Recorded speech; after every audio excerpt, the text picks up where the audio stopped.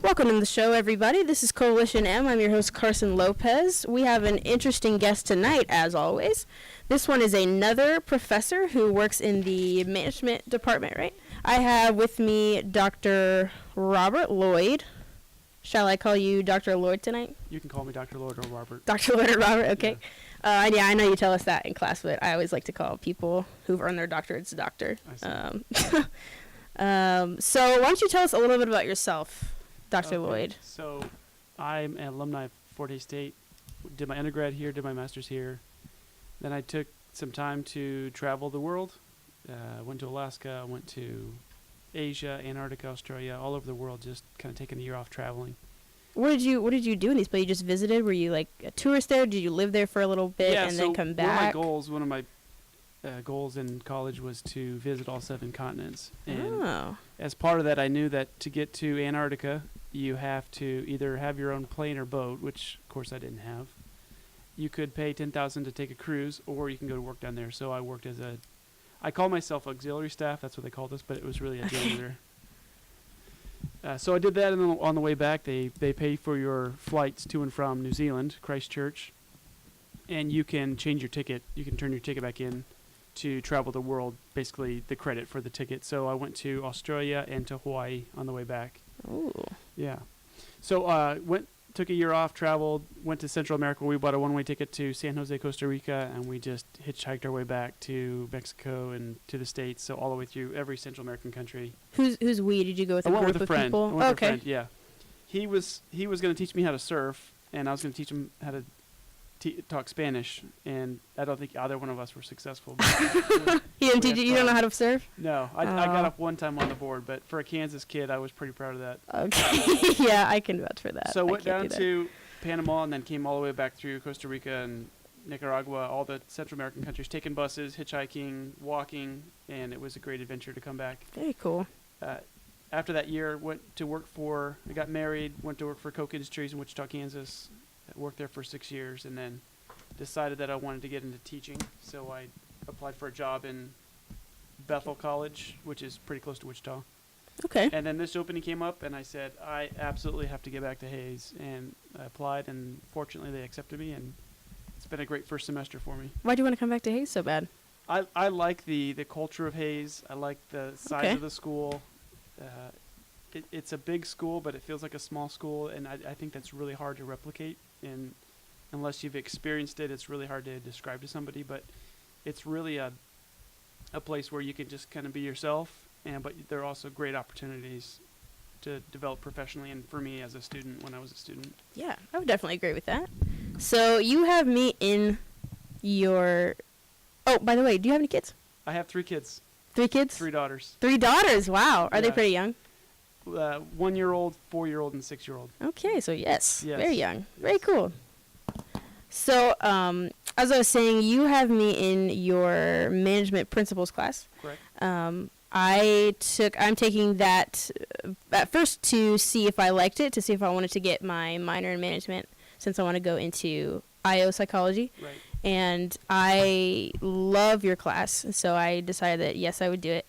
I think one of the first hints that I was definitely going to love it was when you said that we are reading How to Win Friends and Influence People by Dale Carnegie. And I read that over the last summer. And this book was written in 1938, I want to say. I'm going to check. Or I wrote it down.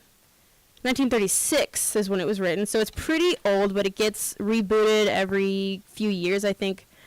I have the copyright that was redone in 1981. And lots of schools all over the world have hosted seminars and entire classes dedicated to mastering the logic of this book in particular. Basically, it is exactly about what it says, but in a much more amiable way once you start reading it. And I know that when I first heard the title, How to Win Friends and Influence People, I did not think it was going to be like it turned out to be. It sounded like a rich guy's con, basically, on people who don't have social skills. But it's really not. Once I actually read it, it really is not that. So I was finally convinced of its knowledge once I read it, even though the title's not very friendly. But what did you think, or why did you pick this book in particular for our management principles class? Is what I want to know. If you go to what the core of management is, it's leveraging resources, people, finances, capital, technology to achieve some organizational goals. And I think the hardest component of that is getting people to get people on board for what you're trying to do. Mm-hmm. And so in the class, we can talk about transformational leadership. We can talk about the history of leadership. We can talk about a lot of what's been done in the last 20 years in the leadership academic field. But for me, I wanted to give the students an opportunity to really understand, what does it mean to influence somebody else? Of course, we're talking in a positive way. And so this book is the best resource that I've found to help students achieve that. So it wasn't like they told you that we have to read it. You put it on the curriculum yourself? One of the nice things about academia is professors love to have academic freedom. So more or less, as long as you're coloring within the lines, you can design the class however you want to. Okay. We've got some learning outcomes, but for the most part, professors are given the freedom to design the course in a way that they think is most effective, or that leverages their knowledge base and can reach the students effectively. So when did you first read the book? Okay, so this book, like you talked about, they do seminars, and my former employer, Coke Industries, they've done seminars on it. They've had people come in and give the seminar, and I unfortunately wasn't a part of that, but this book was sitting on the shelf. There's a bookshelf in the office, and it sat there for 2 or 3 years, and I thought, I should read that. One day I just took it home, I read it, and it changed the way that I looked at my interaction with coworkers, with my boss, with my wife, with my kid. Like every interaction I had, I approached it differently because of that book. Okay, so you were well into your career field already when you actually read this. I was probably That's 3 or interesting. 4 years in the career before. Oh, okay. And I was in sales, so they should have put this on my desk the first day I stepped in the office. That's what I figured. I figured that you probably read it before you even started, and then you went on. But that's really cool that you found it. And so you said it changed almost every relationship in the way that you handled it. What do you mean by that? Well, the book talks a little bit about every interaction you have is an opportunity to either positively influence them or to more or less negatively influence them. If I don't give you an impression that you kind of said, okay, I didn't have a good experience, I didn't have a bad experience, but so you're either positively influencing or neutrally, which can equate into a negative influence. And so when I'd interact with, for example, my customers, I would be more explicit about remembering their names, and sometimes you meet other people in their company. Be very explicit about saying, I need to remember this person's name. Or just you're on the phone, you're having a terrible day, and somebody calls up and you talk on the phone with a smile because you know the impact that might have on that person. And so just for me, it just created a much better awareness of my influence on other people, because now I knew what the actual impact was on those people I was interacting with. Were you not so good with names before? I don't. Was it a struggle? I wouldn't say it was a struggle, but the thing with names is you have to consciously make an effort to remember them. Sure, so, for example, I'll have prospective students in my office. We get, as professors, we visit with prospective students. And the first minute or two, I'm doing nothing but remembering their names, their mom's name, their dad's name, their younger sister's name, so that when they're asking me questions, and I'm only in there for 30 to 40 minutes, I can actually use their name and respond to them more personally. Mm-hmm. And so for me, it's just an awareness of, if you're aware of names, you can start using mnemonic devices and making associations. So when you're just in the room with these people for 30, 40 minutes, you probably won't ever see them again. So does that kind of help? Like, if you can just store the name in your short-term memory for a little bit and then let it go later, or do you keep it just in case you run into them? The next semester as they come to Fort Hays. But it's a lot of times you'll never see the person again. Right, but especially if it's their family or whoever comes with them. But I will say that there are some times where my mnemonic device it's so strongly embedded in my memory that they'll be on campus the next fall, and I'll say, hello, whatever the name is. Oh, okay. So it just depends on how. Sometimes mnemonic devices that you use, your brain just kind of loses them after a while. But if you have one that this person looks like someone from back home, and that's my association, then I'm going to remember that one. Yeah, absolutely. Versus they had a red sweater on. Their name's Rachel, so I get Red and Rachel. But then I see them again. I'm like, I can't remember what her name was. Mm-hmm. So it just really depends. But yeah, sometimes you don't ever see them again, and who knows? Maybe they don't come to Hayes to be a management major, but my influence on them made them come to Hayes, and they chose to come to study psychology or nursing or arts or whatever. Are you interested in psychology at all? Not particularly. Okay. Yeah, You talk about mnemonics a lot, and you talk about people changing their perspective, and so it sounds like cognitive psychology to me. Well, that's the beauty of management is it's a hodgepodge of all these different fields. Yeah, we steal from psychology. absolutely. We steal from Steal. all the different major disciplines. There's some influence on management, which makes it really interdisciplinary. Mm-hmm. In the beginning before Dale Carnegie even starts to write about any of the lessons, or as he calls the principles of how to win friends and influence people, he gives us kind of some guidelines about how to read the book. When you first picked it up, did you do all those things? So he writes, in order to get the most out of this book, develop a deep, driving desire to master the principles, read each chapter twice, underscore each important idea, review this book each month. Did you do all those things? I'd read it with the mindset that I'm going to apply. I'm probably not going to get everything, but if I can take 3, 4, maybe 5 major concepts and start changing, master those. One of the things that he also talks about is reading the book again. Read it once, start trying things, then read it again. I think of it like a golf swing where, if you've never played golf before, most important thing is keep your head down, keep your left arm straight if you're a righty. And if you get 2 or 3 concepts at first, you'll not, duff the ball every time. And then next time, okay, now you got to roll your wrists, and then slowly you get to a point where it's muscle memory. And so the book is a similar way. You can't do the 50 things that it takes to master a golf swing in 3 days. This book was the same way. You have to reread it. And every time that I reread it, I get something new. Maybe I wasn't aware of something I was lacking, and now I'm more aware of it. So definitely, it's a thing that you can add on to until you master everything, which I don't know who can do that. But yeah, since it's so much, do you think he could have probably gotten away with writing entire books on each? Well, because not all of the chapters necessarily need an entire book to go behind it. Right. But some of them, and this probably just depends on who reads it, some of them I think really do. Like the smile thing, probably not. Right. Probably don't need to write an entire book about that. But I know that this is something that we're reading in class even, that you can't ever win an argument. And one of his examples is when he's talking to someone at a dinner and they mistakenly say that this one quote is from the Bible.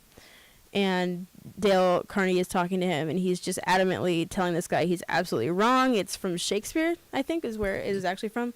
And his friend, Carnegie's friend, ends up calling him later and says, you definitely should not have argued with him, and you should have just let it go. You should have let him think he was right. And Carnegie was like, what do you mean? Why would I let that go? And I think that that's probably the hardest thing for most people, me in particular, to grasp, because it's almost like, even with just a simple, innocent example as getting the origin of a quote wrong, the concept of don't make them think that they're wrong is difficult. Did you find that to be the same case for you, or? Yeah, absolutely. In the professional context, it's a lot easier because you're talking numbers and you can kind of do the math and kind of talking about customers. But in the personal relationships, it becomes, there's really no reason to be right. In business, you want to be right because you want to make good business decisions. And if someone's going down the wrong path, you'll say, hey, wait a minute, here's what we actually need to look at. So I think there's a difference between the professional side and the personal side. In the personal side, unless it really is material, it's really hard to take a step back and say, you know what, I know I'm right. There's no reason to push the issue anymore, particularly if you're in a social context like a dinner. And then even within families, like you probably have more conversations with your family than anybody. You're probably going to be right quite a bit, but the number of times where you're right and you keep it to yourself is probably few and far between for most people. That's one of the things I struggle with is I'm pretty sure I'm right. But I'm just going to let this one go because there's really no reason to keep pushing it other than ego. Yeah, there definitely is something to that about, not making mountains out of molehills all the time. Not every battle needs to be won. I remember when you and I first talked about this because you would meet with students one-on-one and Right. just get to know them. And I had mentioned that I had read this book before. And you said that it is kind of outdated. Even with all the changes that are made kind of yearly, every decade, I think. So what do you think is not particularly relevant today anymore in this book? Well, I think what's missing, we're focused a lot in our communications via social media, emails, text, all that. So I think there's a missing element too. Okay, that's a necessary part of our communication in today's culture, but it's not really addressed because those things didn't exist back then. But I do think the principles themselves, for example, on social media, it's really easy to respond to somebody's post or tweet, and because it's so impersonal, it's really easy to criticize or correct or stand your ground. But I think what needs to be emphasized is that when you're not in those contexts, these principles can really change. They can differentiate you because we're so used to an online culture. Yeah. Which is the way that we communicate now. That's true. So you wouldn't necessarily change the principles themselves, just maybe add something in there that maybe like Simon Sinek would do a Right. lecture about, or something about how about technology and its relationship with people nowadays. Right. Yeah. Okay. I think that the concepts they're so fundamental to human interaction that it's really hard to say that this one no longer applies. But we need to put it in the right mode that we're communicating now, which is email, Facebook.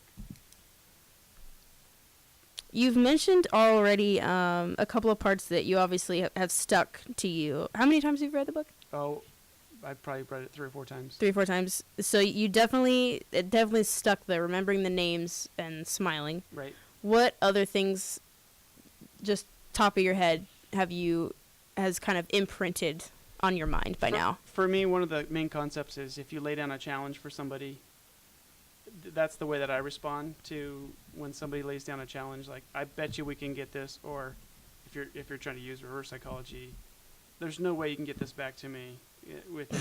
So, and you do it in a way that they know you're kind of laying down a challenge. Yeah. And so that's one of the things that's really stuck with me. I'll give you an example. This one student I had failed the paper, turned it in late. I didn't accept it, got a 0 on the paper. And he basically was sitting at like an 82, 83, and so I said, okay, he's a golfer. He played on the golf team. I said, what was your best golf round ever? And it was something impressive, like a 74, 75, pretty close to par. I said, how many mulligans did you have on that particular round? He looked at me kind of funny, like, no mulligans. That's like, we don't play with mulligans. I said, all right. So you played your best round of golf with no mulligans. He was asking for me to let him redo the paper. I said, okay, let's do the math. And we went through all the remaining assignments. This was about a midterm. So all the remaining assignments, what he needed to do to get on each of those to get an A. And I said, I'm not going to give you a mulligan. You're gonna get your best round of golf without a mulligan in this class. And so he ended up doing well in the next couple quizzes, homework assignments. I got like a 93 on the final and ended up getting a 90%. And I told him, I said, I don't round up. And 89.99 is not an A. So one of the concepts from the book, lay down a challenge. And I said, I think you can do this. And so I walked him through what he needed to do to get there. And he ended up achieving that. Wow. Okay. Very interesting. Have you tried that on other students before? Not to the same degree. Okay.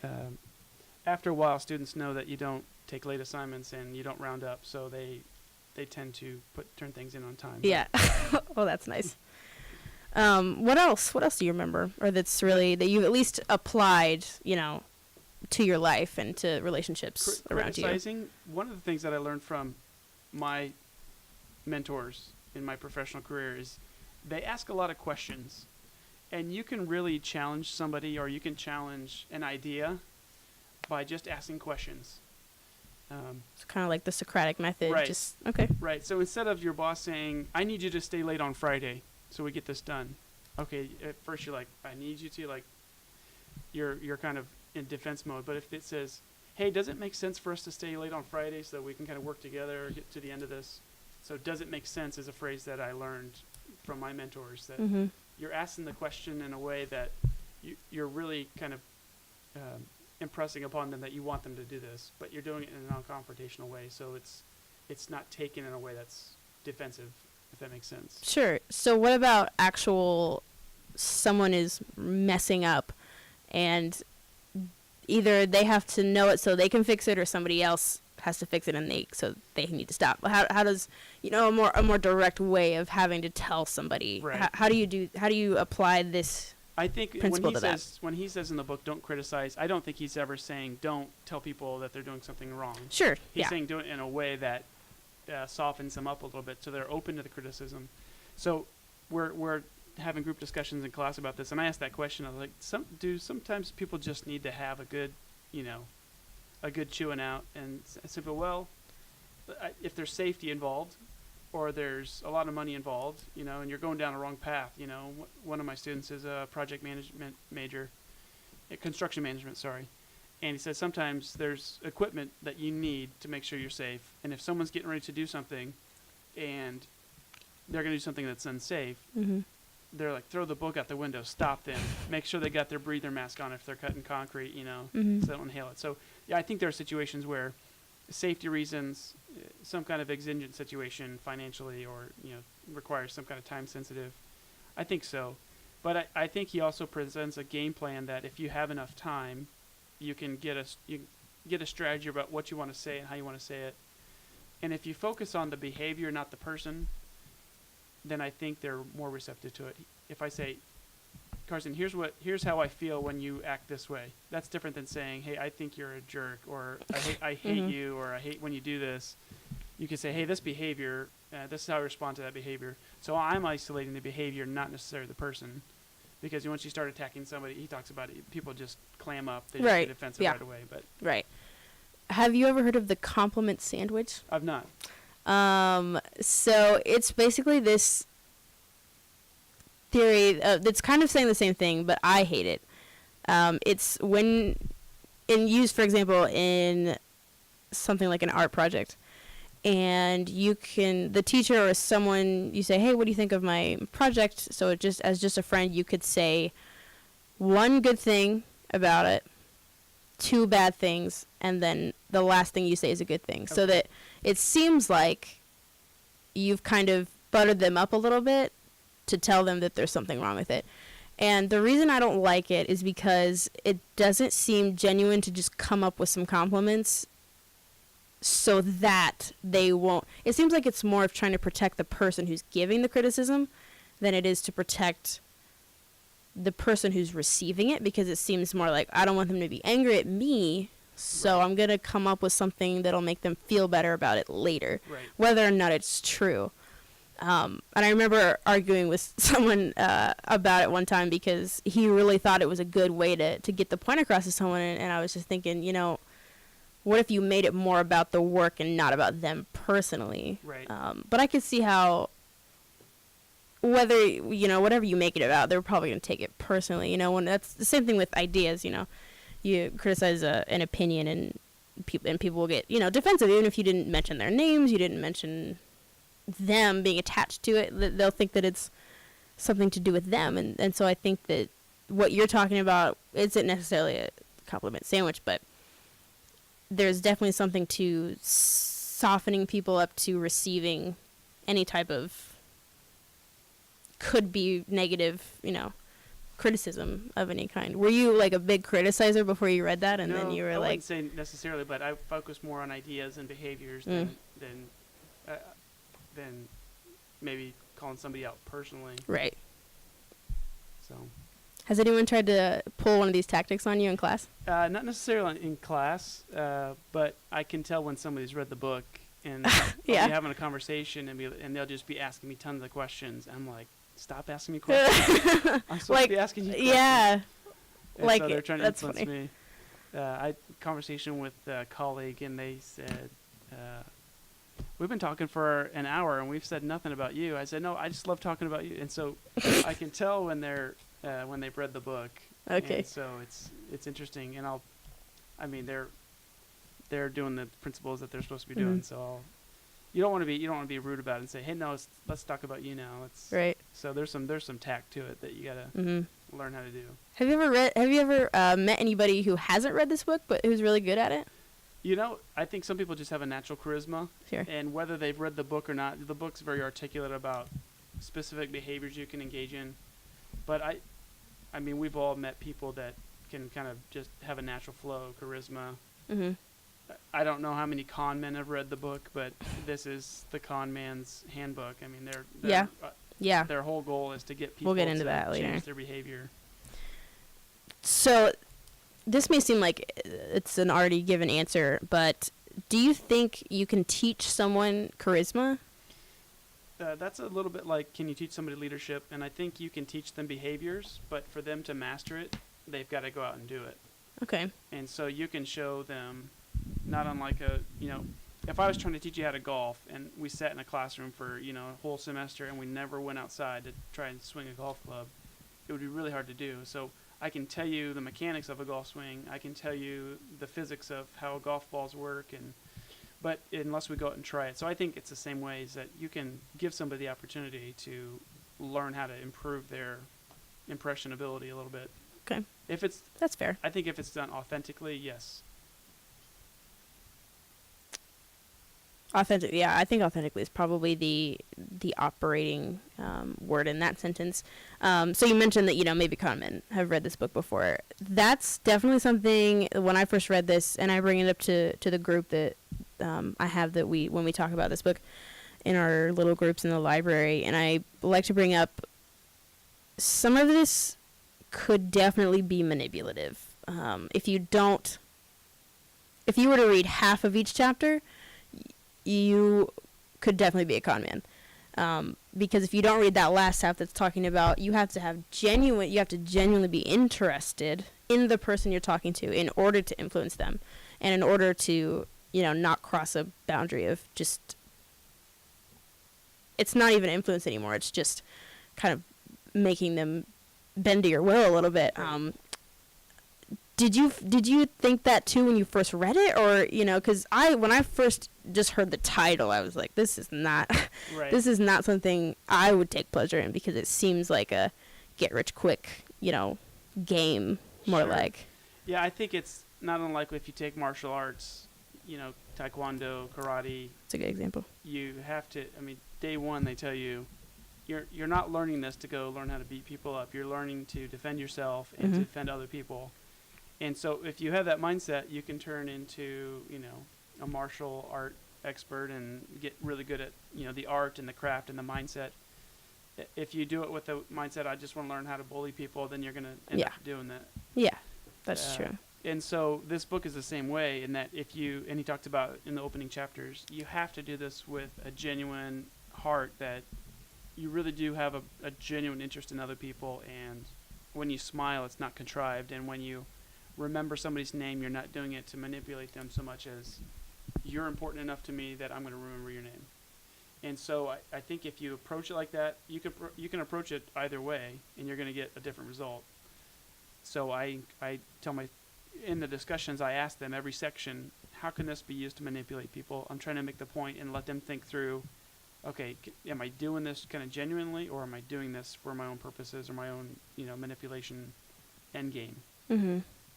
So how do you distinguish, just for yourself, how do you distinguish between I'm being manipulative versus I'm being genuine? Because at a point, it has to become kind of just habit. Right. So it's not necessarily manipulative, but it's not necessarily like a fresh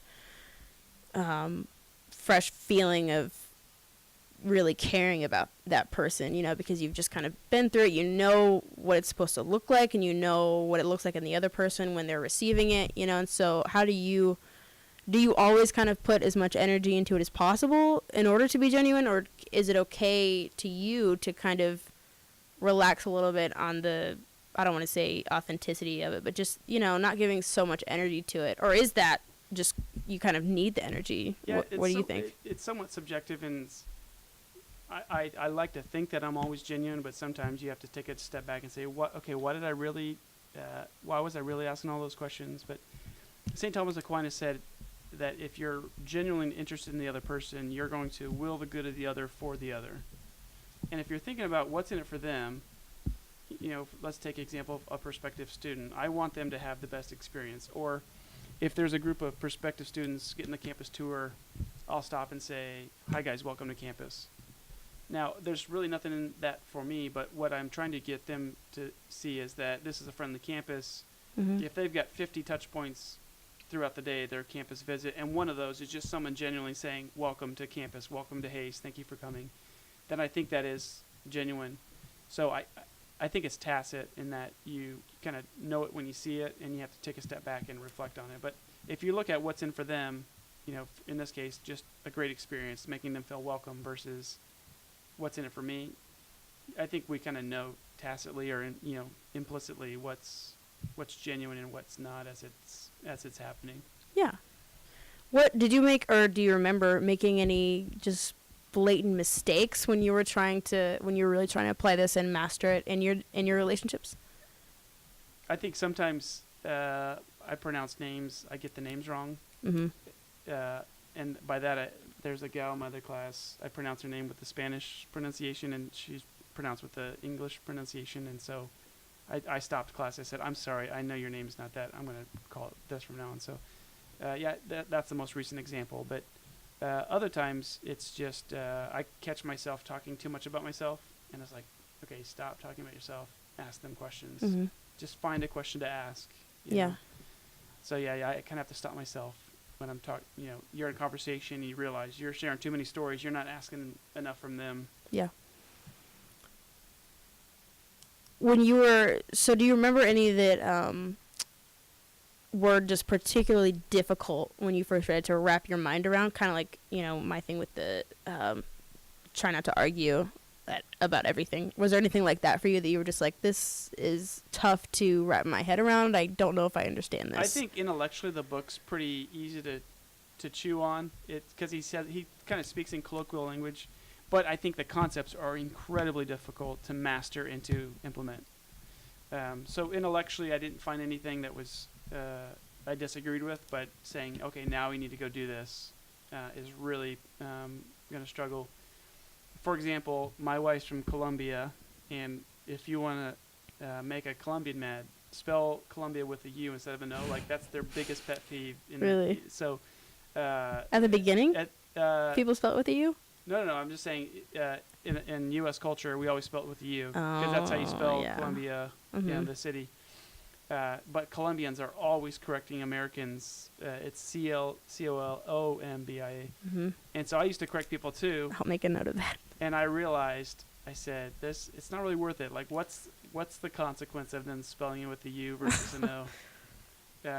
And so I've held my tongue a lot. That's the easiest one for me to think of. It's like, okay, there's really no reason for me to correct them unless it's going on a diploma or something legal document. So that's one example where I've had to say that I have to stop correcting people in that regard. But are you a grammar Nazi? I used to be. My friend and I, when we were in undergrad, if we would catch each other making grammar errors, either in editing papers or just in common speech, we'd pay each other a quarter.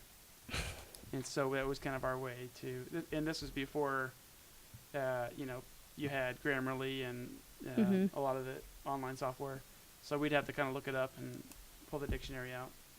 Is there a way to gently correct someone's grammar? That one I definitely have trouble with. I tell students in class, like, for me, I'll correct your grammar in class just because it's not unlike you're in football practice and your position coach is teaching you how to improve your technique or whatever you're doing. So I said, I think about it like that. It's like, this is practice, and I'm going to help you improve your technique. But outside of that, I don't at all. Yeah. The only way you can do it is to use it in a sentence correctly. Yeah. So basically, unless they're writing an essay, you don't really worry about it. Right. That must have been a hard habit to kick. Wow. Good for you. Right. I hope that I can make it out as well. Have you read any other books have you read any other Dale Carnegie books? I know that he has another one about leadership in particular. He really narrows it down to leadership and management. Right. Have you ever read? He also does another one on public speaking, I think. Have you read any of those books? I've not read any other Dale Carnegie's, but I'd highly recommend Simon Sinek's What Leaders Eat Last. Absolutely. He talks a lot about what makes somebody a leader, in that how do you make other people around you feel safe, and if they feel safe, then they can do what they're supposed to do to contribute to the organization, whether that's interacting with customers, taking care of internal customers, etc. So Why Leaders Eat Last by Simon Sinek is a great book.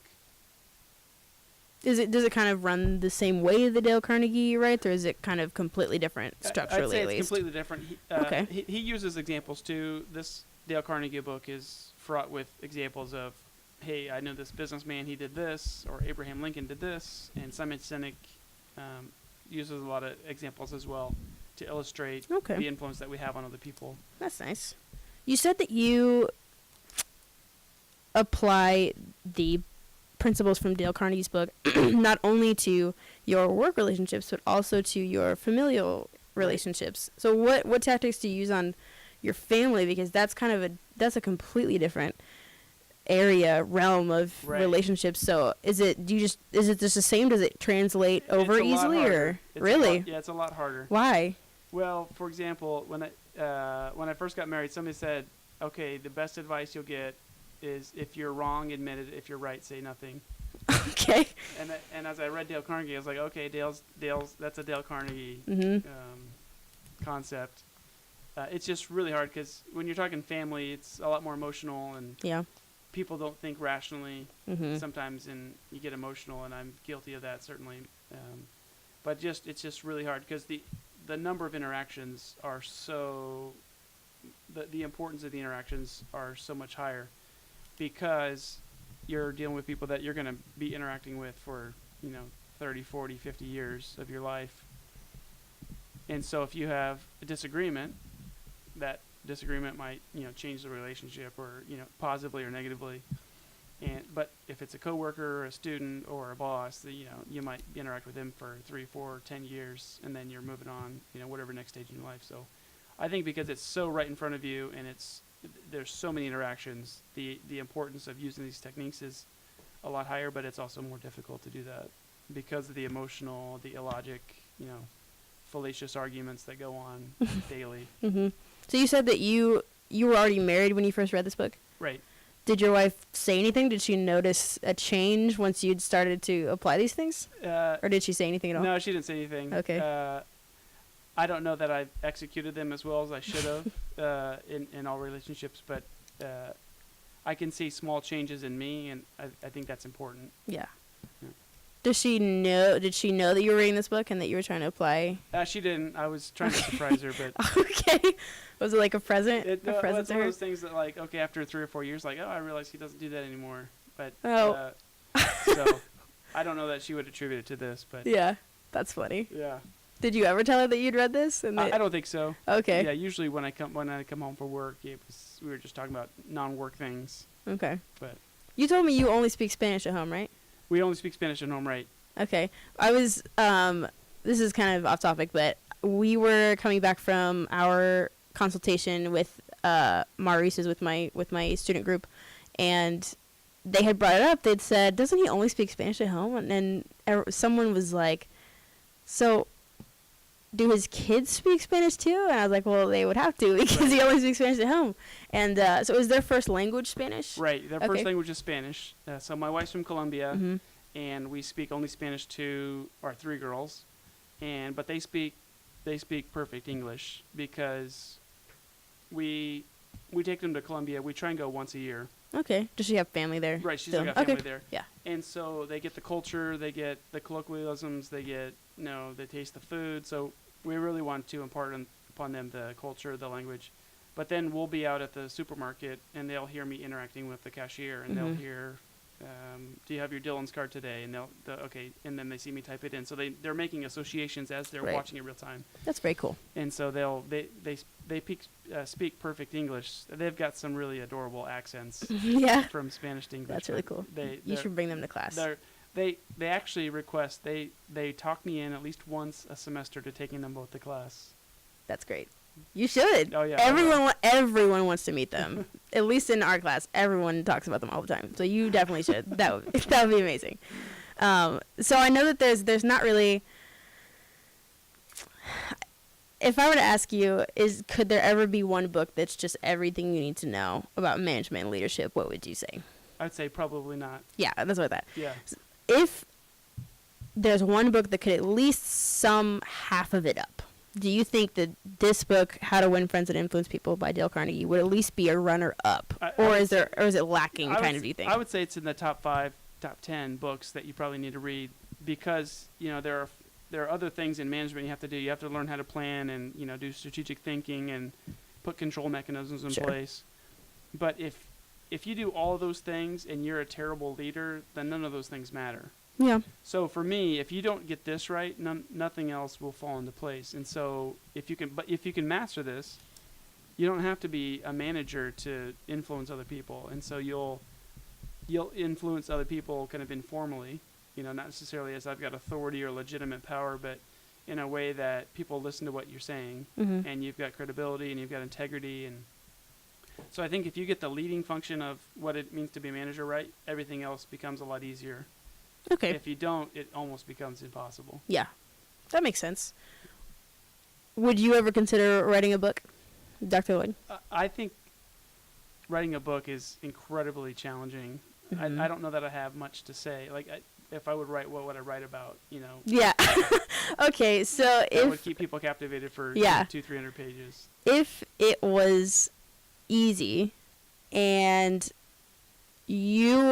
someone asked maybe, or you thought to write something kind of like this, like Simon Sinek or Dale Carnegie, what would you write about in terms of charisma or leadership or just managing human relationships, social magnetism in general? What would you want people to take away from what you would write down? I used to, on my email, I used to have a quote. It said, "Wherever you are, be all there."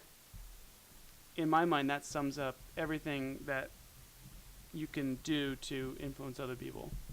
And by that I mean we're so used to, being on our phones and emailing and not giving something our complete attention. I remember when I was in undergrad, I had a advisor who was on the phone and enrolled me at the same time, looking at the phone up to his ear, leaned over his desk and enrolled me. It's like, I didn't really feel a connection to my advisor because of that. I ended up changing majors, not because of that. But so wherever you are, be all there. And I think that concept is give somebody your full attention, and you will change the way that they look at you, because it's such a unique quality.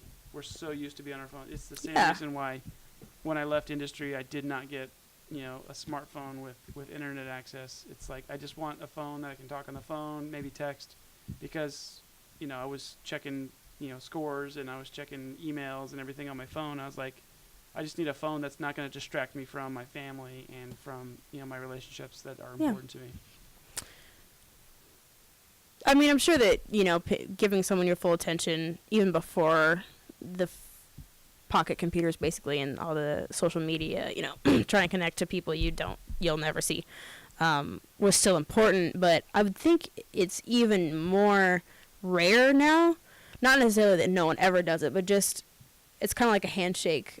Nobody really shakes hands anymore when they first meet somebody, right. Because, well, I don't know. We just don't. We just kind of look at each other and, hey, how are you?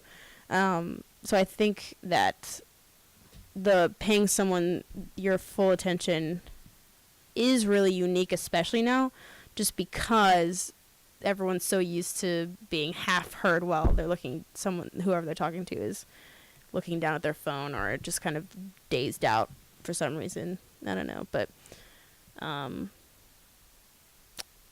when it comes to just human relationships in general, not necessarily work or family, just anybody, where do you think it all starts with if you want to be successful in whatever type of relationship it is, where do you think it begins?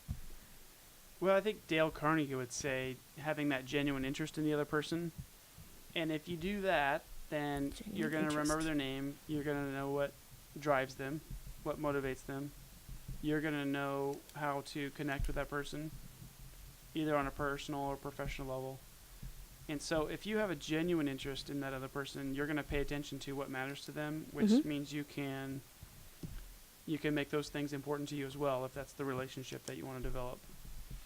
Is it ever draining when you're just trying to work with all these different people and you're trying to give them your full attention and give genuine interest in them, working with so many different people on so many different levels of relationships? Does it ever get kind of draining, or are you able to separate yourself a little bit when it's over? Well, for me, I meet with all of my students at the beginning of the semester, and I wouldn't say it's draining in that I'm constantly having to do it, but doing it at the same time, 50 times to remember everything and get everything straight can be challenging.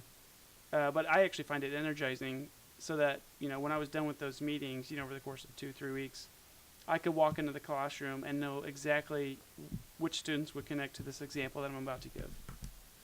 Or if I knew someone had a background in this particular concept, I would ask them, hey, what do you think?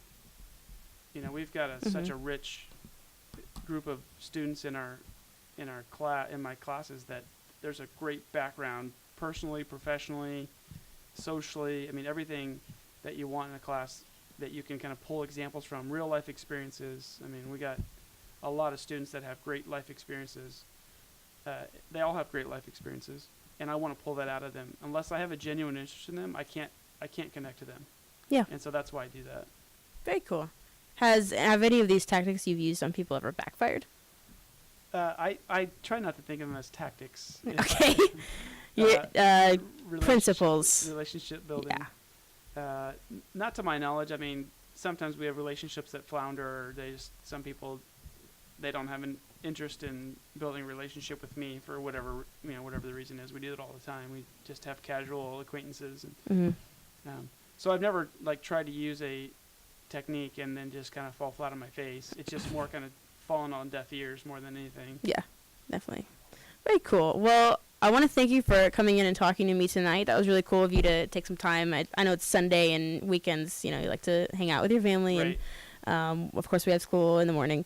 But thank you for coming and joining me tonight and talking about this book with me. I really like the book. For those of you who are listening and want to check it out, it's How to Win Friends and Influence People by Dale Carnegie. Dale Carnegie also wrote a multitude of books about how to handle relationships with people and social charisma, leadership, and even public speaking. And so I would definitely check that out. And then the book that Dr. Lloyd mentioned earlier was Leaders Eat Last by Simon Sinek. Simon Sinek is also a great inspirational speaker and writer.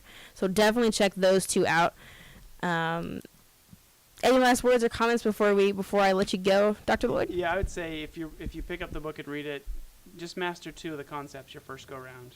If you can get people's names and just being aware of, showing interest in them, try that for 6 months or a year, then reread the book or try a new concept. But it's a lot to swallow, but so is a lot of what we do. It's very complex. So I want to say thanks for having me on the show. Yeah. It's been great, and another opportunity to find out what my students do and what they connect to. So of course, yeah. Well, that's really good advice. All right, well, I'll leave it at that. For those of you listening, thank you for holding on. I hope it's been an interesting conversation. I know I've had fun. This is Coalition M. I'm your host, Carson Lopez. See you next time.